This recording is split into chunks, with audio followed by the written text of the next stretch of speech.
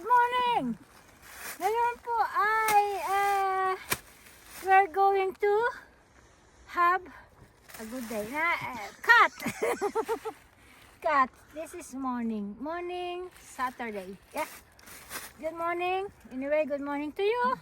And today I plan to get some moose.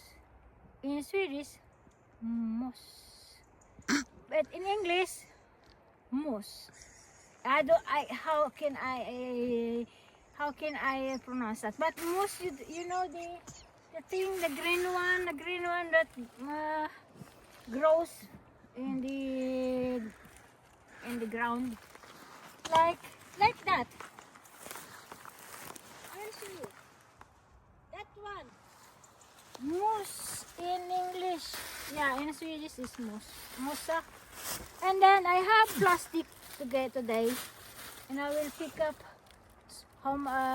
so many as I could, but because I don't know if it's prohibited or not. But anyway, this is Kaduray from Philippines, living in Sweden.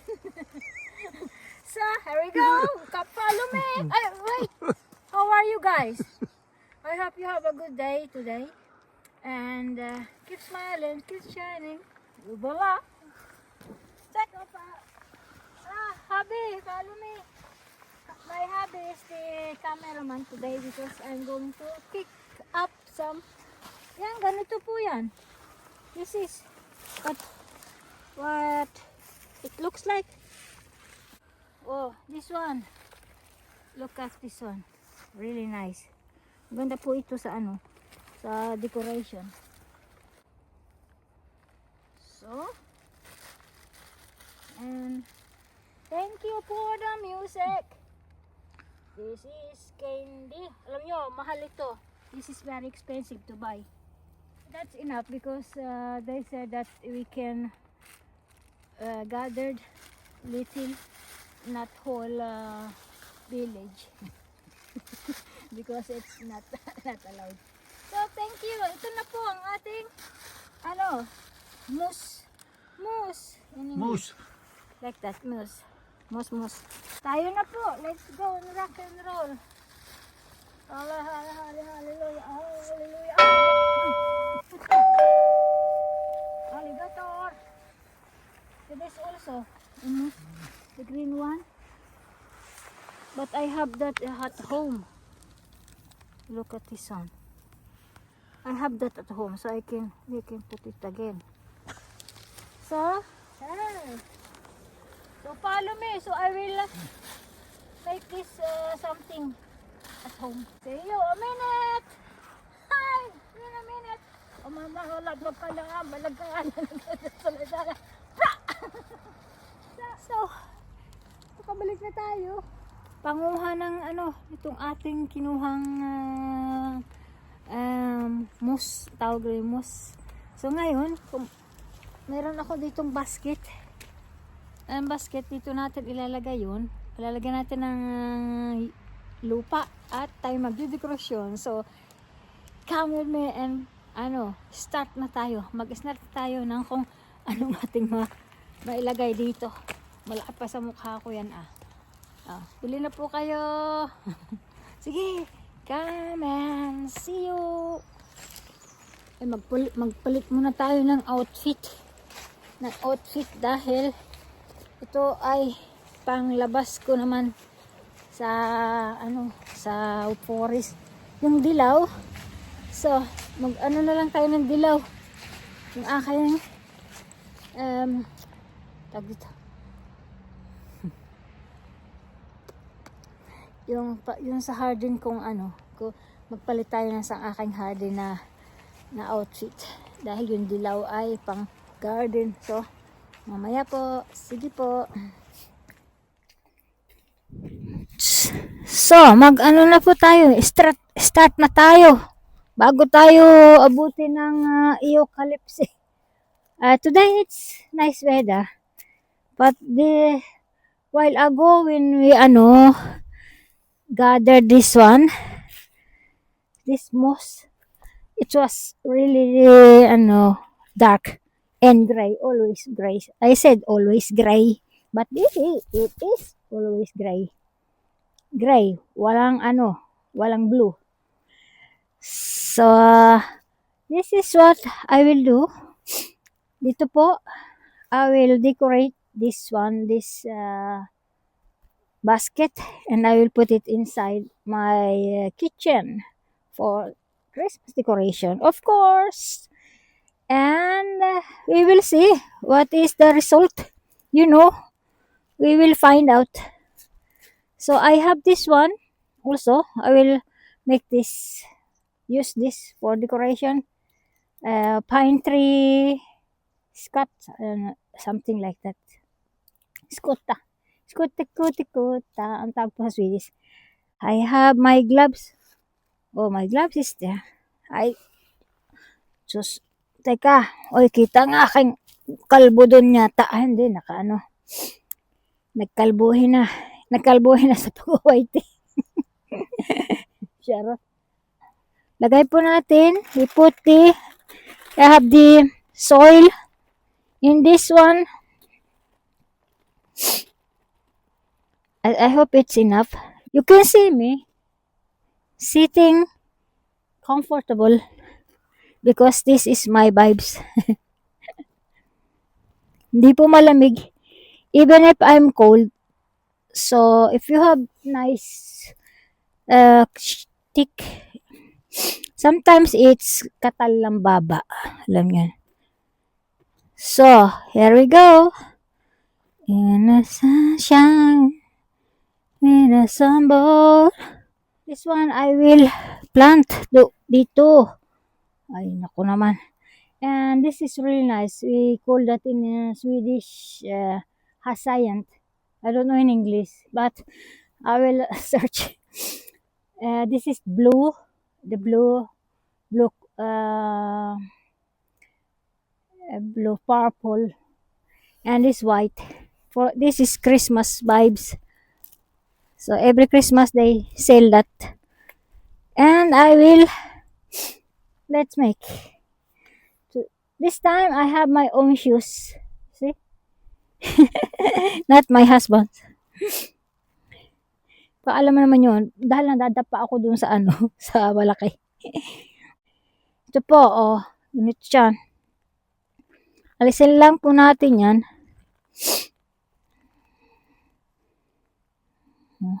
Paano natin? We separate them like that.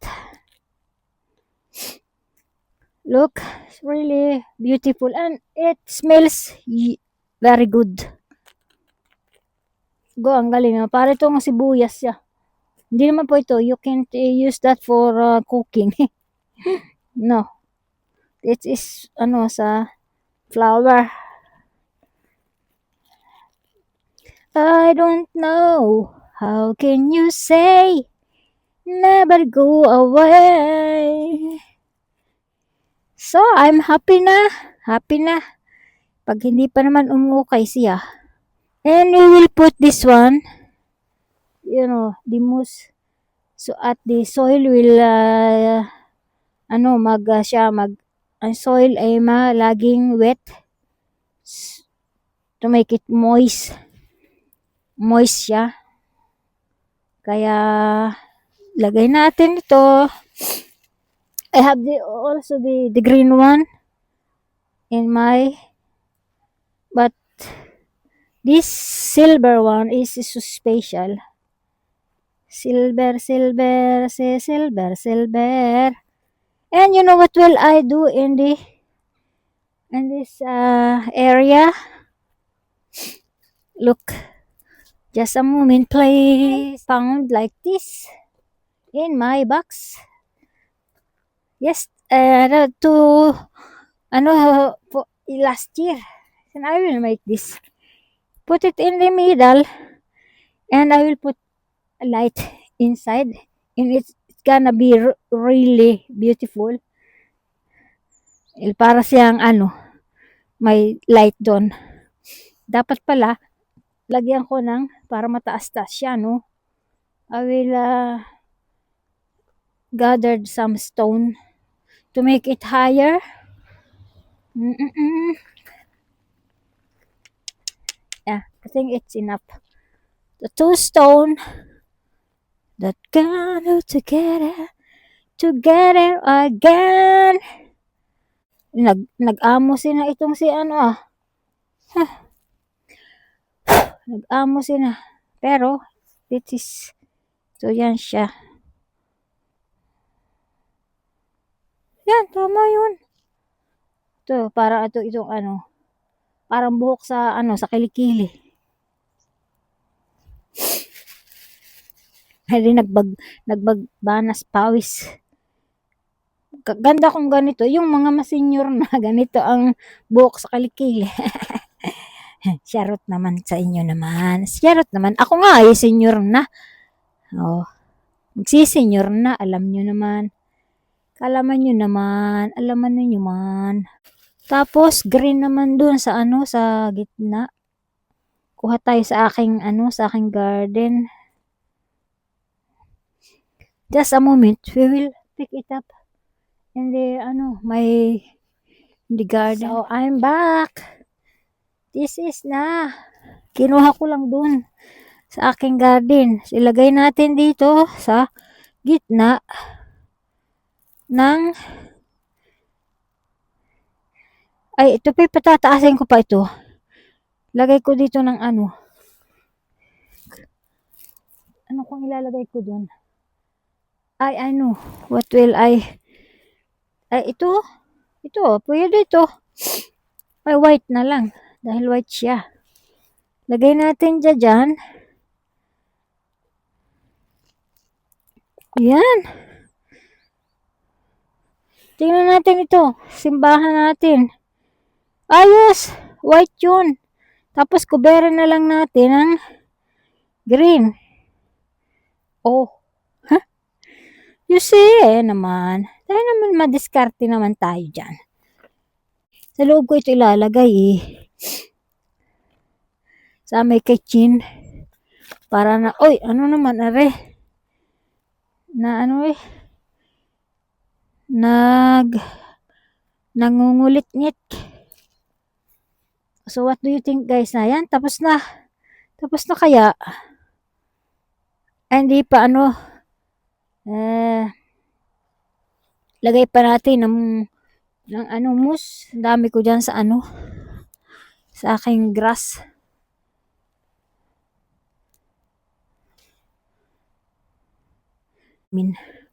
Ayan, anong ibig sabihin?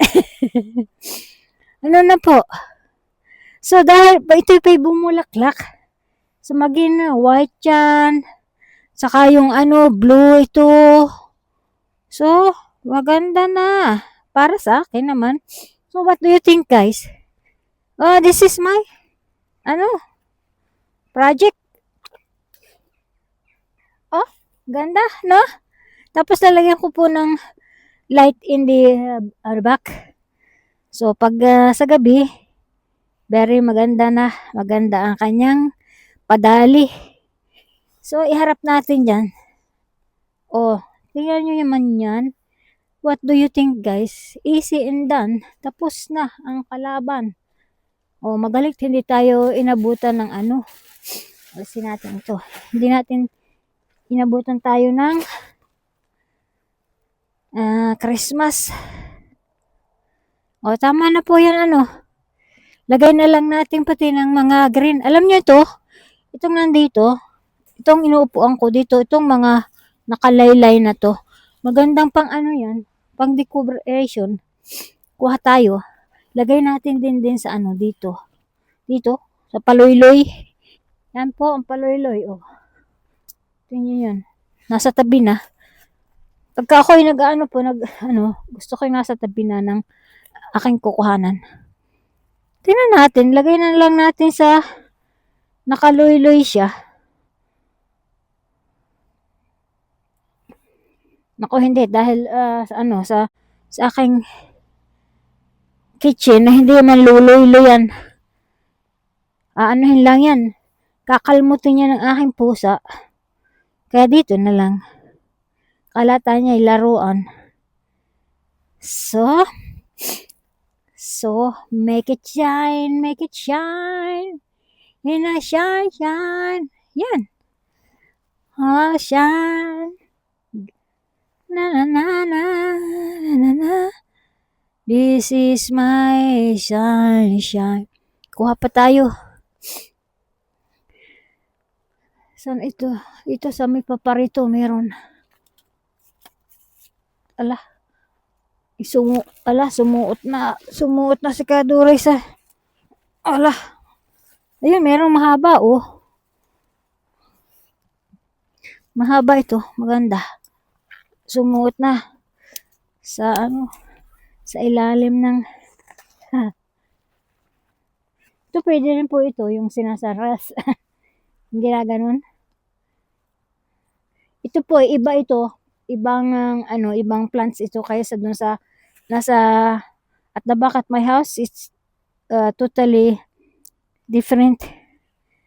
Other kind of plants that you can use wreath for making wreath like that. But the other one is thicker. So, tama na po yun. Ayos na yun. Naging green na yun ah. Lagyan lang ng yung mapula-pula dun. Pero hindi na. Gusto ko na yung ganyan. Green and silver and white sa middle. Don't you think so? Look at my This is my product. Simple but easy to make.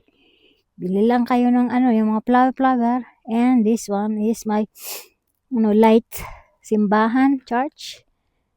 So I love the color. Really. Silver, green, and it will be the blue. Wow! What do you think, guys? It is nice. Nice. So, tapos na po. And this, I know. Oh, wait a minute. This one. Oh my. I forgot. Alam mo, lagay na natin dito, pwede kaya dun? Tingnan natin kung maganda ang niya, vibes niya. Wow! Gandang vibes niya dyan ah. So, dito, para vibes naman siya. Ipakita uli natin. Na may brown siya. Ang ganda, no? Ay, ako na nagsabing maganda. Pero, what do you think? With that pine tree flower? Maganda na? O in the church? Ating end ng atin. So, usually, as usual, sabihin natin. Anong sabi natin? Alisin ito bago. Tapos po ako mag-end. Baka dito ako sumuot. Mabulag pa. Alisin natin. Natalsikan pa. Teka, sari-sari na. Oh, thank you. Look. Thank you for watching and see you in my next vlog. Bula!